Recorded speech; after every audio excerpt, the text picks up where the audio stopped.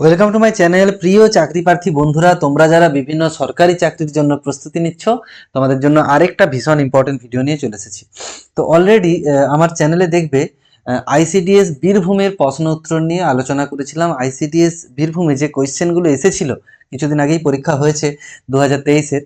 তো সেখানে যে প্রশ্নগুলো এসেছিল সেগুলোর উত্তর আমি করে দিয়েছিলাম, এবং যতগুলো মোটামুটি কালেক্ট করতে পেরেছিলাম সেখানে অ্যান্সার আমি কিন্তু বুঝিয়েও দিয়েছিলাম যে কোনটার অ্যান্সার কি হচ্ছে। চলো এবার নিয়ে চলে এসেছি জলপাইগুড়ি অঙ্গনওয়াড়ি যে ওয়ার্কার নিয়োগ হয়েছিল 2023-এ, তার প্রশ্ন এবং উত্তরগুলো নিয়ে চলে এসেছি। দেখতে থাকো, প্রশ্নগুলো আলোচনা করে দিচ্ছি। দেখো এখানে যে প্রশ্নগুলো ছিল, কোশ্চেনগুলোকে আমি পার্ট পার্ট করে নিয়েছি। প্রথম দেখো, 1 নম্বর কোশ্চেন ছিল। আচ্ছা, এই প্রসঙ্গে একটা ছোট্ট কথা বলে রাখি সবাইকে, যে তোমরা ম্যাথামেটিক্সের যে কোনো রকম ইনফরমেশন যদি চাও, প্রয়োজন হয় তোমাদের, ইনফরমেশন মিন্স অঙ্ক, বিভিন্ন কম্পিটিটিভ পরীক্ষার জন্য যদি অঙ্ক তোমাদের দরকার হয়, তোমরা অবশ্যই আমার আরেকটা চ্যানেল, এটা তো আমাদের নতুন চ্যানেল তোমরা যেটা দেখছো, আমার পুরনো যে চ্যানেল রয়েছে কনসেপচুয়াল ম্যাথ উইথ দেশ স্যার, এই চ্যানেলটা তোমরা ইউটিউবে সার্চ করে নিও, ফলো করে দিও। দেখতে পাচ্ছ 20,000-এর মতো সাবস্ক্রাইবার রয়েছে। তো ওখানে কিন্তু রেগুলার বেসিসে বিভিন্ন চাকরির পরীক্ষার অঙ্কের ভিডিও আসে। একটু তোমাদের দেখিয়ে দিই। দেখো এইটা চ্যানেল, এই চ্যানেলটা তোমরা যাবে, এখানে কিন্তু চাকরির পরীক্ষার প্রচুর অঙ্ক রয়েছে, শর্টকাট ট্রিক্স রয়েছে। যেমন দেখো, প্রাইমারি টেটে যে কোশ্চেনগুলো রয়েছে সেগুলো সলিউশন করা আছে। তারপরে সরকারি চাকরির পরীক্ষার 70টি অঙ্ক। তারপরে দেখো রিজনিং প্রবলেম রয়েছে, ডব্লিউবিসিএস এ যে কোশ্চেনগুলো এসেছিল, সেটে যে কোশ্চেনগুলো এসেছিল। এছাড়া মাধ্যমিক এবং উচ্চ মাধ্যমিক লেভেলের কিন্তু প্রচুর অঙ্ক রয়েছে, মাধ্যমিকে বা উচ্চ মাধ্যমিক লেভেলের, জয়েন্ট এন্ট্রান্স লেভেলের প্রচুর। দেখতে পাচ্ছ এইচএস ম্যাথ 2024। তারপরে দেখো এগুলো তোমার এতে যেগুলো এসেছিল, একটু নেটটা একটু স্লো আছে, দুঃখিত। এখানটা দেখো, পলিটেকনিকের সাজেশন, এইচএস এর উচ্চ মাধ্যমিকের সাজেশন, তারপরে কেপি কলকাতা পুলিশের যেগুলো এসেছিল। তারপরে দেখো এখানে বাঁদর এবং তৈলাক্ত বাঁশের যে অঙ্ক, এত এর বর্গমূল শর্ট ট্রিক্স। দেখতে পাচ্ছ প্রচুর কম্পিটিটিভ এক্সামের কিন্তু অঙ্ক, সময়কার্য ভগ্নাংশ, প্রচুর অঙ্ক, লেডি কনস্টেবলের অঙ্ক রয়েছে, ফুড এসআই এর অঙ্ক রয়েছে, পিএসসি মিসলেনিয়াসের অঙ্ক রয়েছে। সবই কিন্তু এখানে রয়েছে, পেয়ে যাবে। তোমরা একটু ফলো করে দিও, চ্যানেলটা দেখে নিও, দেখবে এখানে তোমাদের হেল্প হবে, ম্যাথামেটিক্সের ক্ষেত্রে হেল্প হবে। সমস্ত চাকরির পরীক্ষার কিন্তু ভিডিও এখানে আসে। চলো এবারে যেটা দরকারি এখানে আমাদের, সেখানটা এসে গেছি। প্রথম কোশ্চেনটা রয়েছে, দেখো ভিটামিন শব্দটি প্রথম ব্যবহার করেন কে? আচ্ছা, আরেকটা কথা বলে রাখি, এখানে আমি কিছু কোশ্চেন নিয়ে তো আলোচনা করছি, এগুলো আমি বিভিন্ন জায়গা থেকে কালেক্ট করলাম। তো তোমরা এছাড়াও যদি তোমাদের কারো জানা থাকে, অন্য কোনো কোশ্চেন এসেছিল, সেগুলো একটু আমাকে জানিও বা কমেন্ট বক্সে কমেন্ট করে দিও। ভিটামিন শব্দটি কে প্রথম ব্যবহার করেন? দেখো এর উত্তর হবে 1912 সালে পোল্যান্ডের এক বায়োকেমিস্ট ক্যাসিমির ফ্র্যাঙ্ক প্রথম ভিটামিন শব্দটি ব্যবহার করেছিলেন। এমসিকিউ অপশন থাকলে তো খুব সুবিধে, এমসিকিউই থাকবে তোমাদের। তো উত্তরগুলো এখানে আমি শুধু দিয়ে দিয়েছি। 2 নম্বর কোয়েশ্চেন দেখো এবার, জন্ডিস রোগে কোন অঙ্গটি আক্রান্ত হয়? জন্ডিস রোগে লিভার বা যকৃৎ অংশটি আক্রান্ত হয়। 3 নম্বরে, টাইফয়েড কোন অঙ্গের ক্ষতি করে? অন্ত্রের ক্ষতি করে। তারপরে দেখো, লালারসে কোন উৎসেচক থাকে? টায়ালিন এবং লাইসোজেম। তো এখানে বলে রাখি, এই ধরনের কোশ্চেন, বিভিন্ন রোগজনিত যে কোশ্চেনগুলো বা বিভিন্ন ভাইরাস জনিত, বিভিন্ন ব্যাকটেরিয়া জনিত যে রোগগুলো হয়, তা নিয়ে কিন্তু কোশ্চেন আসে, বা কোন রোগের ফলে, কোন ভিটামিনের পরে কি রোগ হয়, এই ধরনের কোশ্চেন কিন্তু প্রতিনিয়ত আসতে থাকে। বা কোন খাবারে কি ভিটামিন রয়েছে, ঠিক আছে, সেগুলো কিন্তু আসতে থাকে। কি কোন অ্যাসিড কিসে রয়েছে, অ্যাপেলে কি রয়েছে, পিঁপড়ের হলে কি অ্যাসিড রয়েছে, এগুলো কিন্তু আসতে থাকে। এগুলো কিন্তু দেখবে, আমি কোশ্চেন আলোচনার সময় এগুলো বলে দেবো একটু একটু। 5 নম্বরে দেখো, খোসা ছাড়ানো সবজি ধোয়ার ফলে কোন ভিটামিন নষ্ট হয়? এখানে দেখো ভিটামিন বি এবং সি নষ্ট হয়ে যায়। তারপরে কি রয়েছে, ভিটামিন এ সবচেয়ে বেশি পাওয়া যায়, ভিটামিন এ অ্যাকচুয়ালি এটা a means a, vitamin A সবচেয়ে বেশি পাওয়া যায়, এখানে রয়েছে অপশন এগুলো, এটা হবে গাজরে। ঠিক আছে, এমসিকিউর অপশন ছিল গাজর, বেগুন, দুটোতেই কোনোটিই নয়, অপশন হবে তাহলে গাজর। সৌরজগতের সবচেয়ে বড় গ্রহ কি? সবচেয়ে বড় গ্রহ বৃহস্পতি। দেখো বীরভূমের যে কোশ্চেনটা আলোচনা করেছিলাম, সেখানেও কিন্তু অনেকে বলেছে এই কোশ্চেনটা এসেছিল, সব থেকে বড় গ্রহ, বা এরকম আসতে পারে সব থেকে নিকটতম গ্রহ, সবচেয়ে কাছের গ্রহ, বা সবচেয়ে উষ্ণতম গ্রহ কোনটা সৌরজগতের। বা এরকম কোশ্চেন আসতে পারে যে কার উপগ্রহের সংখ্যা সব থেকে বেশি, শনির উপগ্রহ কতগুলো রয়েছে, বৃহস্পতির উপগ্রহ কতগুলো রয়েছে। এই ধরনের কোশ্চেন কিন্তু রেডি করো তোমরা, রিলেটেড অঙ্কই কিন্তু, রিলেটেড কোশ্চেনই কিন্তু আসবে। আরেকটা কথা বলে রাখি, অঙ্কের জন্য কিন্তু তোমরা ওই চ্যানেলটা ফলো করবে, আমার এই চ্যানেলটা ফার্স্ট যে চ্যানেলটা রয়েছে এই চ্যানেলটাতে কিন্তু আইসিডিএস এর অঙ্কগুলো নিয়ে আসবো, ঠিক আছে? খুব তাড়াতাড়ি আইসিডিএস এর যে বিভিন্ন জায়গায় অঙ্কগুলো পড়েছে বা যেগুলো ইম্পর্টেন্ট অঙ্ক সেগুলো নিয়ে আসবো। অলরেডি রয়েছে অনেক অঙ্ক, সেগুলোও দেখতে পারো তোমরা।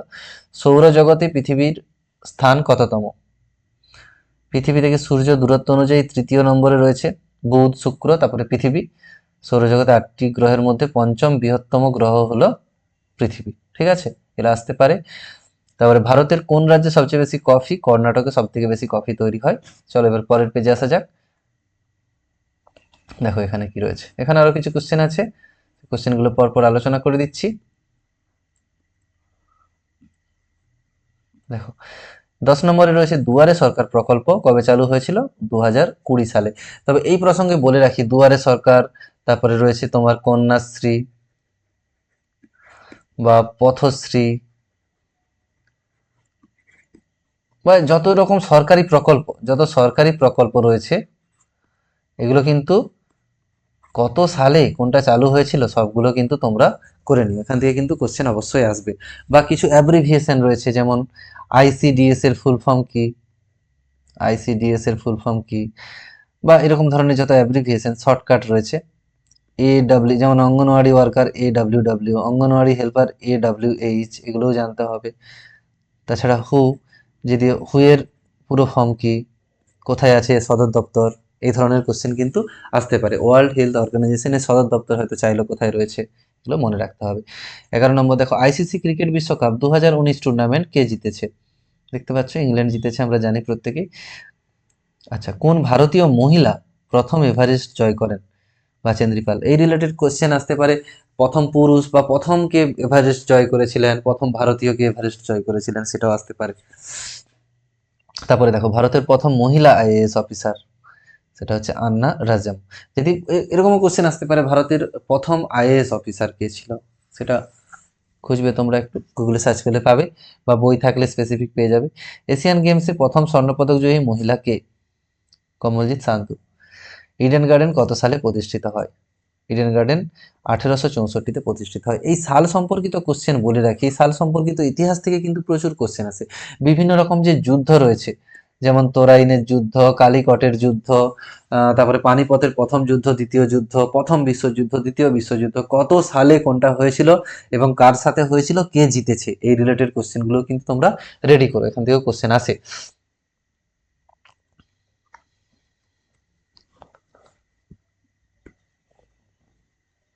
তারপর দেখো 16 নম্বরে রয়েছে 1857 সালে মহাবিদ্রোহের পর ভারতের গভর্নর জেনারেল কে ছিলেন? লর্ড ক্যানিং। তারপর রবীন্দ্রনাথ ঠাকুর কবে জন্মগ্রহণ করেছিলেন? 7ই মে 1961 সালে। আচ্ছা, এই বিষয়ে বলি, বিভিন্ন যে লেখক বা উপন্যাসিক রয়েছেন, যেমন রবীন্দ্রনাথ, বঙ্কিমচন্দ্র, শরৎচন্দ্র, শীর্ষেন্দু মুখোপাধ্যায়, সুনীল গঙ্গোপাধ্যায়, যত রয়েছেন প্রত্যেকের কিন্তু তোমরা বিভিন্ন যে পরিচিত লেখাগুলো রয়েছে, যেমন বিভিন্ন রকম লেখা রয়েছে, পথের দাবি, সাপোজ বললো পথের দাবি কার লেখা? শরৎচন্দ্র চট্টোপাধ্যায়। বা বললো গোরা কার লেখা? রবীন্দ্রনাথ ঠাকুর। হয়তো বললো পথের পাঁচালী কার লেখা? ঠিক আছে, এই ধরনের কিন্তু কোনটা কার লেখা, বা রবীন্দ্রনাথ গীতাঞ্জলি, রবীন্দ্রনাথ পেয়েছিল কবে, তোমার বিভিন্ন নাইট উপাধি কবে পেয়েছিল, নাইট উপাধি ত্যাগ করেছিল কেন, এই সব ইতিহাসের যে কোশ্চেনগুলো কিন্তু আসতে পারে। বা রবীন্দ্রনাথ নোবেল প্রাইজ কি কবে পেয়েছিল, তারপরে ভারতের কারা নোবেল প্রাইজ কতজন পেয়েছে সেগুলোর নামগুলো কিন্তু একটু মুখস্থ করতে হবে, কত সালে পেয়েছে, কি বিষয়ে পেয়েছে, ঠিক আছে?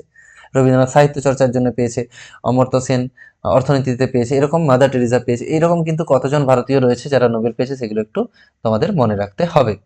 এবার দেখো, জাতিসংঘ কত সালে শিশুদের জন্য কর্মসূচি গ্রহণ করেছে? 1989-এ। ওমেন হেল্পলাইন নাম্বার চালু হয়েছে 3রা ডিসেম্বর 2018। দেখো এনপিএজির পুরো নাম কি, এটিএম এর পুরো নাম কি, এগুলো কিন্তু এরকম শর্ট অ্যাব্রিভিয়েশন আসতে থাকে। Nutrition programme for adolescent girl, ATM এর অটোমেটেড ট্রেলার মেশিন। গ্লোবালাইজেশনের বাংলা প্রতিশব্দ বিশ্বায়ন, বাংলা মানে কি আর কি? প্রায়োরিটি শব্দের প্রতিশব্দ কি? প্রায়োরিটি মানে অগ্রাধিকার, কোন বিষয়টা তুমি প্রায়োরিটি বেশি দিচ্ছ, অগ্রাধিকার প্রায়োরিটি মানে।